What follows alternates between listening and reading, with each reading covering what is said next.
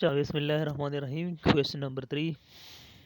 Compute the least square regression equation of y on x for the following data. What is the regression coefficient and what does it mean?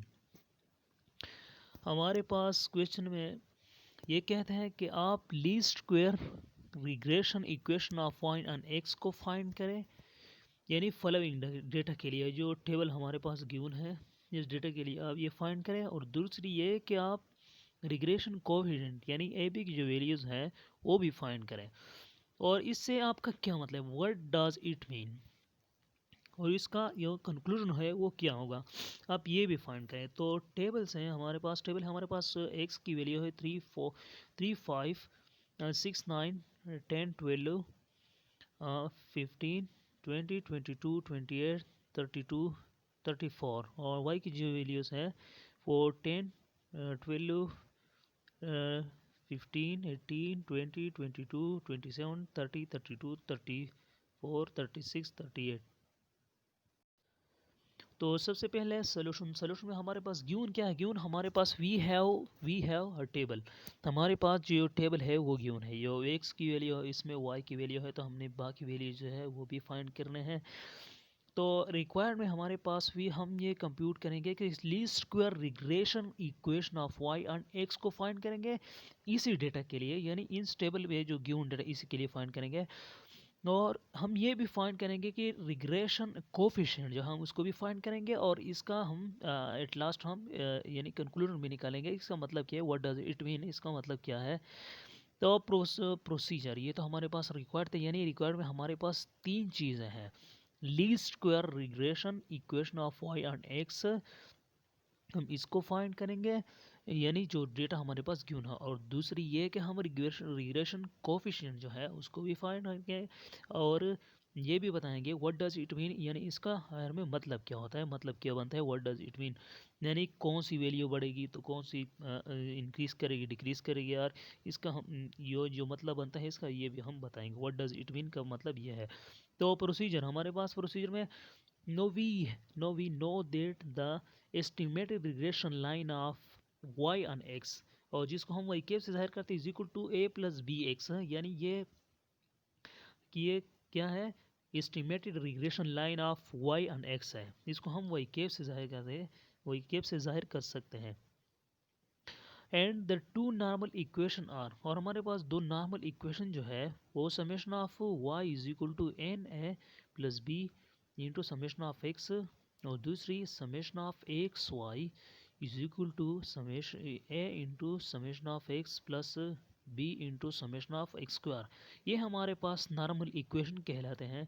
तो इन दो equation से हम ये ए और B की value find पहले ही कर चुके हैं। तो हम जब रिग्रेशन कोफिशिएंट की बात आती है तो इसमें हम जो रिक्वायरमेंट है वो पुट करके ए बी वैल्यूज़ को हम फाइंड आउट कर सकते हैं। तो मैंने क्या, from these two equation we have already calculated the values of A and B, यानी हमने पहले ये मालूम कर चुके हैं। तो ये तो हमारे पास नॉर्मल इक्वेशन हो गया। To calculate the necessary summation we arrange the computation in the table below. तो हम अब हम ये तमाम जो रिक्वायरमेंट है इसको फाइंड आउट करने के लिए हम सबसे पहले हम टेबल को अरेंज करेंगे। अगर टेबल को अरेंज करेंगे तो हमारे पास रिग्रेशन इक्वेशन जो है ऑफ वाई एंड एक्स, सबसे पहले हम वो फाइंड करेंगे, यानी Y cap is equal to A plus B X को फाइंड करेंगे। और दूसरे तो जब ए की कीमत मालूम करेंगे तो इसके लिए वाई बार जो है, वाई बार जो एक्स बार है इसकी भी कीमत मालूम करेंगे, तो बी की कीमत फाइंड करेंगे, और तब कहीं जाकर हम एट लास्ट ये भी बताएंगे कि आखिरकार इससे मतलब क्या है, व्हाट डज इट मीन का क्या मतलब है। तो टेबल में हाँ सबसे पहले हम लिखते हैं एक्स वाई एक्स स्क्वायर, ये चीज़ें हमारे पास गिवन है, क्योंकि जो फार्मूला अगर आप इस पर नज़र ज़रा दौड़ाएं तो हमारे पास ये चीज़ें रिक्वायर्ड हैं। अगर बी को आप देखें तो एक्स वाई जो है इसका समेशन है इंटू एन, और एक्स एक्स एक्स का समेशन बी है, वाई का समेशन बी है, और एक्स स्क्वायर का समेशन बी है, तो हमने स्क्वायर स्क्वायर भी लिख दिया। और एक्स समेशन हो स्क्वायर, तो हम ये एक समेशन है उस पर हो स्क्वायर लेंगे, ये भी हमारे पास है। तो सबसे पहले यहाँ पर n की जो कीमत है वो हमारे पास 100 वैल्यू की जो तादाद है, यही 100 वैल्यू की जो तादाद है वो हमारे पास यहाँ पर जो n है वो हमारे पास 12 है। हमारे पास यहाँ पर n जो है वो 12 है। तो x की वैल्यूज 3 4 5 6 9 10 12 15 20 22 28 32 34 और सो y की जो वैल्यूज है 10 कॉलम के लिहाज से 10 12 15 18 20 22 27 30 32 34 36 38। तो इसको हमने एक सौ का हम मल्टीप्लाइंग करें तो 30 आ जाएगा, तो 100 को फिर मल्टीप्लाइंग करें तो 60 आ जाएगा। और 6 तो 100 को जो मल्टीप्लाइंग करेंगे यानी 6 और 15 को मल्टीप्लाइंग करेंगे तो 90 आ जाएगा। इससे यानी इस प्रोडक्ट से हमारे पास वैल्यूज़ आ जाएंगे। तो एट लास्ट अगर हम देखें तो हमारे पास अगर हम एक्स की समेशन को देखें, अगर एक्स की समेशन को हम और इसी तरह हम एक्स स्क्वायर की भी वैल्यू एक्स की जो वैल्यूज़ हैं यानी 3 का स्क्वायर लेंगे, 5 का स्क्वायर लेंगे, 6 का स्क्वायर लेंगे, 9 का स्क्वायर लेंगे, 10 का स्क्वायर लेंगे, 12 का स्क्वायर लेंगे, 15 का, 20 का अप टू एंड 34 का जब हम स्क्वायर लेंगे तो ये भी एट लास्ट जो हम समेशन करेंगे तो 196 ये समेशन है एक्स का, यानी एक्स की जो वैल्यूज़ है इसको हमने सम कर दिया, इसका सम हमने निकाल दिया। और दूसरी y की जो वैल्यू इसका हमने जो सम निकाला है तो इससे आया है 2 यानी 200 यानी 294 हमारे पास जो है y की वैल्यूज़ की जो समेशन है y है। और y की जो प्रोडक्ट की जो वैल्यूज़ हैं तो इसको हमने जो समेशन ली तो हमारे पास आया 509, जो हमारे पास आया 5911 ये हमारे पास आ गया। तो ये एक्स वाई की जो प्रोडक्ट की वैल्यू है इसको हमने समेशन हमारे पास आए हैं। और एक्स स्क्वायर की जो समेशन की वैल्यूज़ है वो हमारे पास आए हैं कि 4468 हमारे पास जो वैल्यूज़ हैं वो आई हैं।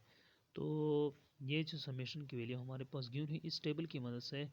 तो सिंस हम हम ए और बी की वैल्यू जब फाइंड करेंगे, स्पेशली ए की वैल्यू, तो हमने उसमें वाई बार और एक्स बार की वैल्यू जो है वो भी फाइंड करने हैं।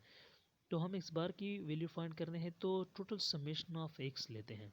टोटल समेशन ऑफ एक्स लेते हैं, ये हमारे पास सिंस वी नो दैट ये हमारे पास गिवन है तो हम टोटल समेशन ऑफ एक्स लेते हैं। तो टोटल समेशन ऑफ एक्स इसको हम नंबर ऑफ यानी एक्स और वैल्यू की जो वाई की जो तादाद है इसको हम एन का नाम देते हैं। तो यहाँ पर एन जो है वो 12 है, तो 12 पर 196 को हम डिवाइड करते हैं तो हमारे पास आएगा 16.33 एक्स बार की वैल्यू हमारे पास मालूम हो गई। और दूसरी हम वाई बार को भी मालूम करते हैं, वो भी इसी तरह के समेशन ऑफ वाई लेंगे, यानी समेशन ऑफ वाई लेंगे और इसको हम एन पर डिवाइड करेंगे। तो समेशन ऑफ वाई को एन पर डिवाइड करने के बाद जो समेशन ऑफ वाई की वैल्यू 294 जो वैल्यू है इसको हम 12 पर तकसीम करेंगे यानी डिवाइड करेंगे तो इससे हमारे पास आएगा 24.5। तो इससे हमारे पास आएगा 24.5 आ जाएगा।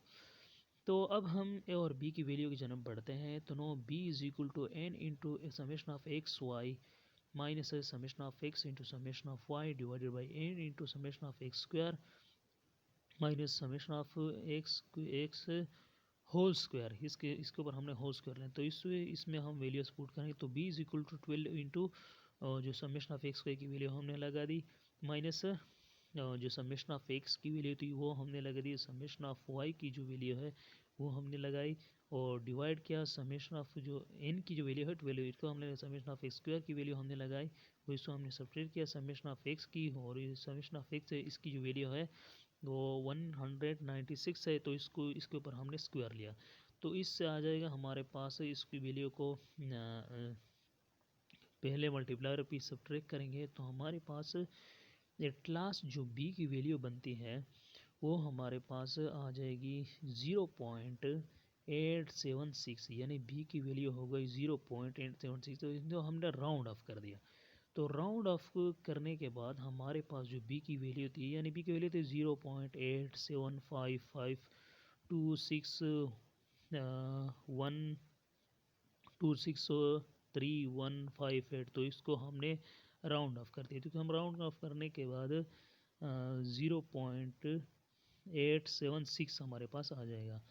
नो, अब हम ये तो b की वैल्यू आ गई है, अब हम a की वैल्यू मालूम करते हैं। a की वैल्यू फाइंड करने के लिए हमारे पास ये यानी जो मैंने पहले भी बताया कि y बार और x बार की वैल्यू की ज़रूरत पड़ेगी, और b की वैल्यू की भी ज़रूरत पड़ेगी। तो इसलिए हमने a is equal to Y bar minus B x bar, तो is equal to Y bar की जो वैल्यू है 24.5 माइनस बी की वैल्यू है 0.876 इंटू वही एक्स बार की जो वैल्यू है वो 16.33। तो इसको मल्टीप्लाई और सब्ट्रैक्ट करने के बाद हमारे पास आ जाए ए की वैल्यू, हमारे पास आएगी ए इज इक्वल टू 10.1949। ये हमारे पास ए की वैल्यू आ जाएगी। Now hence the estimated regression line of Y on X. अब हम estimated regression line of Y on X को हम फाइंड करेंगे। तो इसमें हमारे पास ये Y cap is equal to